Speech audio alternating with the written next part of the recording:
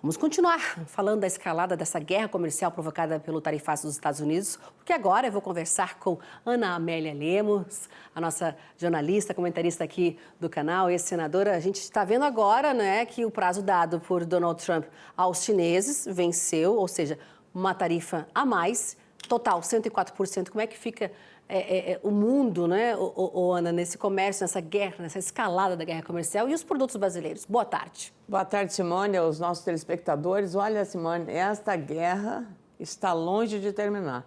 O Trump está jogando todas as fichas num projeto que eu diria muito arriscado, perigoso até, porque ele, eu acho que não está medindo a capacidade da China em reagir.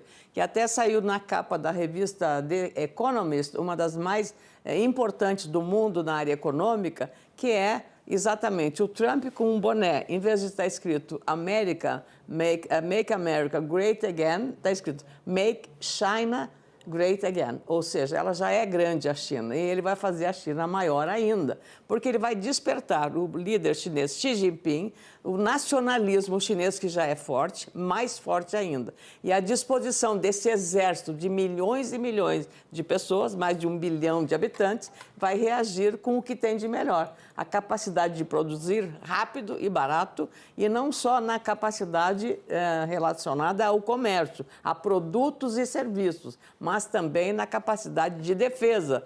Lembrando sempre que para os Estados Unidos, a menina dos olhos na Ásia é Taiwan, a grande fornecedora de equipamentos semicondutores para os Estados Unidos. E os Estados Unidos vêm protegendo muito Taiwan. E a China, mais de uma vez, ameaçou atacar Taiwan porque quer Taiwan integrada à República Popular da China. E Taiwan resiste porque é um país independente. Então, veja, isso pode exatamente apressar o ataque da China à questão do Taiwan. Então, é um problema global de geopolítica e, claro, a economia é em primeiro lugar, porém, o alcance dessa guerra comercial deflagrada por ele, determinando, a partir de amanhã, 104% de tarifação para os produtos chineses, não vai custar barato para os Estados Unidos. E o comércio americano, se você vai nos Estados Unidos comprar qualquer produto, você vai em qualquer loja, qualquer grande, Marshalls, vai em Sears, qualquer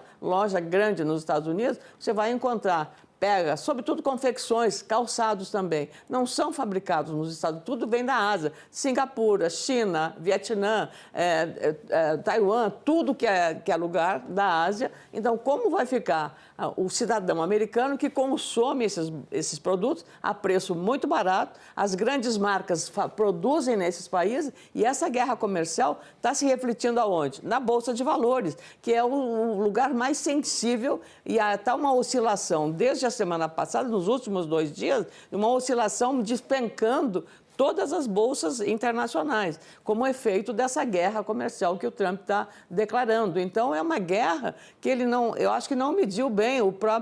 A informação que saiu é que o Elon Musk, que é o mega empresário com base nos Estados Unidos, seu assessor direto, já estaria pedindo água, como a gente fala aqui, vamos falar no nosso português para a área rural, pedindo água, por favor, menos, né, mais cuidado, não agrida tanto o mercado. Ele já está sofrendo a concorrência, a queda dos valores das empresas americanas, da Bolsa Americana, caiu pela metade. Então, isso aí é o reflexo direto dessa guerra. Não vai custar barato para os Estados Unidos, e talvez quem pague o preço mais caro seja a população americana, meu caro Simone.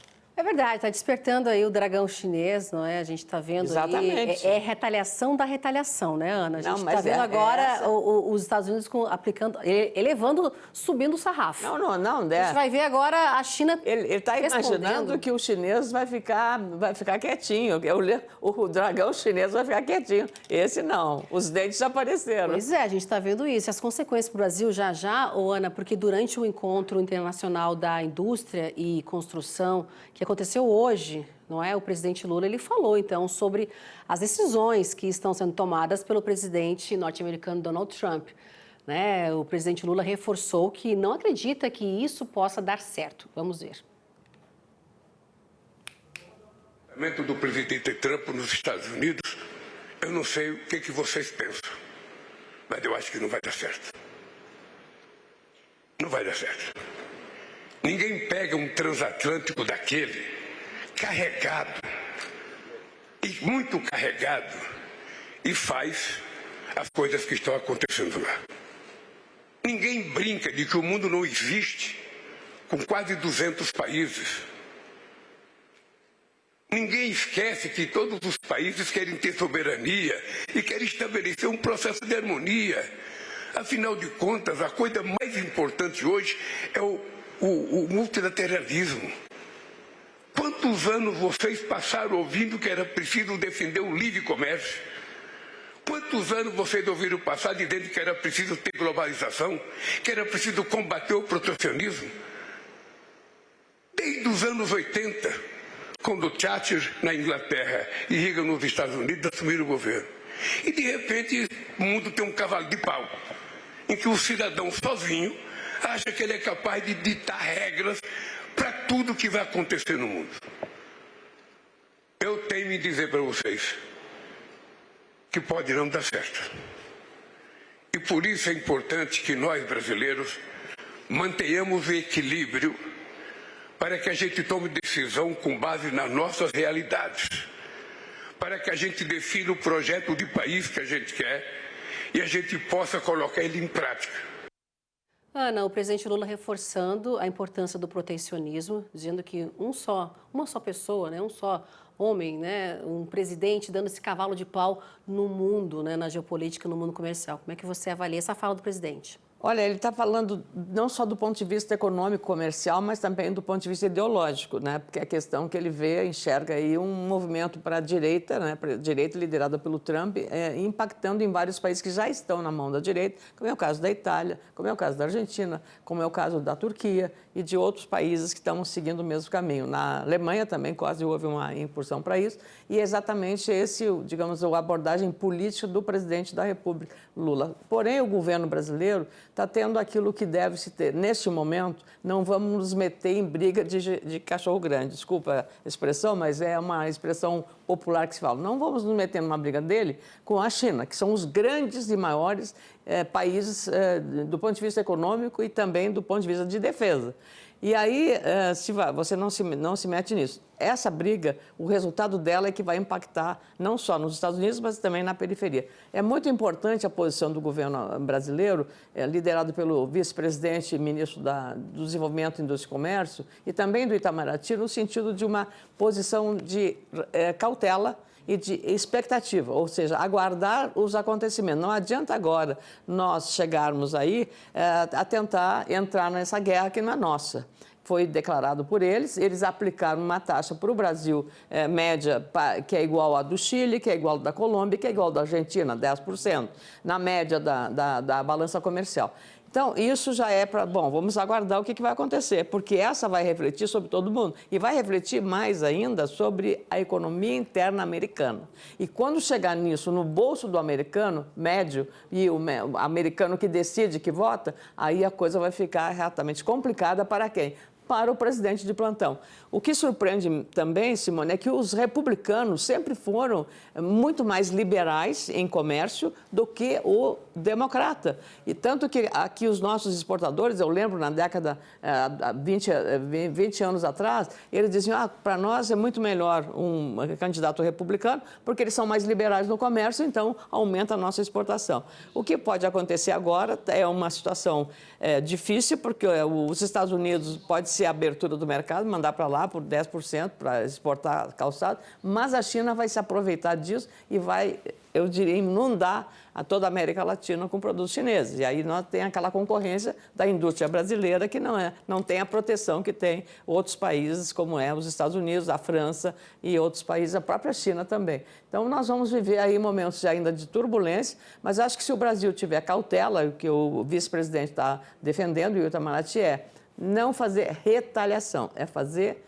reciprocidade, o que é diferente. Apoiado também numa decisão do Congresso recente agora, também tomada pela Câmara e do Senado, muito rapidamente foi tomado, o que é uma demonstração clara de que quando a política quer, as coisas acontecem, e também do ponto de vista da possibilidade ainda de continuar fazendo negociações. Esse é o caminho. Se não der certo, bom, aí depois a gente conversa. Eu tenho ouvido muito aqui nas análises, né, que a gente está fazendo com as pessoas do setor falando justamente isso, que a ponta final, quem pode sofrer é o americano, não é? Lá a gente está vendo que isso, muito se fala assim, em recessão, na fraca demanda e a inflação chegando, ou seja, pode sobrar para o consumidor americano. E a indústria também aqui, a indústria de máquinas agrícolas, ela também teme, como você falou, essa entrada demais aí de produtos chineses, que eles chamam de desvio de comércio, né? E até estava citando aqui a ABMAC em relação às máquinas agrícolas, né? Que a gente já viu, tem algumas máquinas agrícolas chinesas aqui no Brasil por conta de emenda PIX, enfim, os municípios comprando por licitação, é o mais barato, enfim. Temos esses quase equipamentos, a preço de banana. Justamente, a preços de bananas, esses equipamentos chineses e um adendo. Não temos reparo aqui, né? Se der algum problema... Não tem manutenção. Não tem manutenção. Não tem manutenção. Então, isso fica essa luz amarela desse alerta, essa enxurrada aí, quando a gente vê de desvio de comércio. Seguindo, Ana, você citou em relação ao Elon Musk, né? Então, diante do tarifaço de Donald Trump, os produtores de café do Brasil estudam, então, alternativas para a exportação do grão nesta safra. O maior mercado consumidor do café brasileiro é os Estados Unidos e esse novo cenário econômico faz com que os cafeicultores brasileiros tenham cautela antes, então, dessa tomada, né, de decisão. Vamos acompanhar na reportagem. O café é uma das culturas mais importantes do Brasil. Só no ano passado, as lavouras renderam um faturamento bruto de aproximadamente 64 bilhões de reais. Na balança comercial do país, o grão é um dos principais produtos de exportação agrícola. Apesar do grande volume de produção, pesquisas estimam queda na receita do produto para a safra 2025-2026. Além dos desafios climáticos, outro fator preocupa: a imposição de tarifas comerciais por parte do presidente dos Estados Unidos, Donald Trump. O número para a safra brasileira de arábica, um corte de mais de 3%, indo de 40 para 38,7 milhões de sacas, o que representa uma queda de mais de 13% se comparado com a temporada anterior. Já a produção de robusta ela foi ajustada um pouco para cima, 0,8%, para 25,8 milhões de sacas, o que representa um incremento de quase 22% se comparado com a temporada anterior. Segundo o Departamento de Agricultura dos Estados Unidos, o Brasil é o maior fornecedor do grão para o país, responsável por 32% do total de vendas. Atualmente, as empresas norte-americanas são taxadas pela compra do grão verde do café brasileiro, que representa a maior parte das negociações, de acordo com o Ministério da Agricultura e Pecuária. Segundo especialistas do setor, a alíquota de 10% imposta pelo governo norte-americano sobre produtos brasileiros causa instabilidade para a produção nacional. No curto prazo, caos. No longo prazo, indefinição, imprevisibilidade. E isso para os mercados, para o fluxo do comércio, é péssimo. E em breve nós vamos ter um diagnóstico de qual é a possibilidade do café ser uma exceção. Porque já existe uma lista de exceção para alguns minerais, não para alimentos, mas quem sabe a gente tenha um diagnóstico melhor. O que a gente precisa agora é de previsibilidade diante desse caos que nós estamos vivendo. Em contrapartida, para outros analistas, a medida pode tornar o café brasileiro mais competitivo, já que outros países serão cobrados com uma tributação ainda maior. O Vietnã, por exemplo, que produz sobretudo o café robusta, tem uma tarifa agora de 46% para a exportação do seu café para os Estados Unidos. A relação entre o café arábica e robusta é de uma substituição até certos limites. O arábica é a grande preferência americana, utilizado, por exemplo, na rede Starbucks. O robusta é utilizado sobretudo como modalidade de café solúvel, que agora pode ter o seu preço elevado. Segundo o diretor executivo da Associação Brasileira da Indústria do Café, os custos de produção e outros setores estratégicos podem ser impactados. É essencial que essas mudanças sejam analisadas com profundidade, de modo a evitar prejuízos tanto para os produtores quanto para as indústrias e principalmente para o consumidor final. Para a Federação da Agricultura e Pecuária do Estado de Minas Gerais, o momento exige cautela por parte do Brasil, que precisará aguardar um cenário de estabilidade comercial para avançar nas negociações. É importante a gente ter um pouquinho mais de tranquilidade. As medidas do tarifaço aí já apelidado pela mídia sobre o que os Estados Unidos está fazendo é ter tranquilidade, esperar e aguardar. E o produtor, seja ele de café, seja ele dos complexos soja, seja ele das carnes, que são os nossos principais produtos de exportação, é que tenhamos um pouco mais de paciência para a gente ver como é que vai ficar esse novo rearranjo, porque somos muito competitivos e certamente podemos ter até vantagens com essas medidas americanas. Ana, tudo muito incerto ainda quando a gente fala dos produtos. Mas a visão principal é exatamente da nossa, digamos, oportunidade competitiva mencionada aí. Como bom mineiro, representante de Minas Gerais, um grande produtor de café também no Brasil, ele diz, não, cautela e caldo de galinha não faz mal para ninguém. O que a gente está falando, não adianta agora você querer, vamos ver como é que vai isso se comportar. Quando a Starbucks é a maior fornecedora de café, não tem um grão de café, não produz, compra tudo de fora, porque eles não têm produção de café. Fica a sede da Starbucks em Seattle, lá do lado do Pacífico. Então, só essa empresa americana, quando ela começar a sentir os prejuízos dessa empresa americana, do prejuízo do aumento do preço pelo tarifaço, aí vai doer no bolso da empresa, do capital, do lucro, e vai doer no bolso do consumidor que vai tomar café. Todas as lojas, todos os cafés do Starbucks, espalhados pelo mundo inteiro, vão consumir este café. E aí, quanto vai custar? Quanto vai reduzir o lucro da empresa? Então, tudo isso vai impactar e, certamente, todas essas consequências vão também dizer para o Trump, alto lá, devagar com andor, que o santo é de barro. E rapidamente a gente também está vendo o setor citrícola do Brasil com essa aflição, cautela, porque quando tem o Brasil exportando em muito o suco de laranja para os americanos, até a nota técnica da CNA, ela fala assim, que se isso ficar muito caro para o Brasil, a gente não vai ver assim, outros países absorvendo todos esses produtos do Brasil. Ou seja, a gente também pode ter, inclusive eu vi Citrus BR, salvo engano, aí falando da concorrência dos produtos mexicanos, no caso do suco de laranja, que eles não receberam essas tarifas, né, Ana? Então, assim, a gente tem que ver como é que fica também o Brasil em relação a isso. Você vê, Simone, graças a Deus, eu tive assim, oportunidades incríveis. No primeiro mandato do Lula 1, eu estava presente lá na Casa Branca quando o Lula se encontrou com um companheiro Bush, que ele chamou o companheiro Bush, ninguém lembra, esquece disso.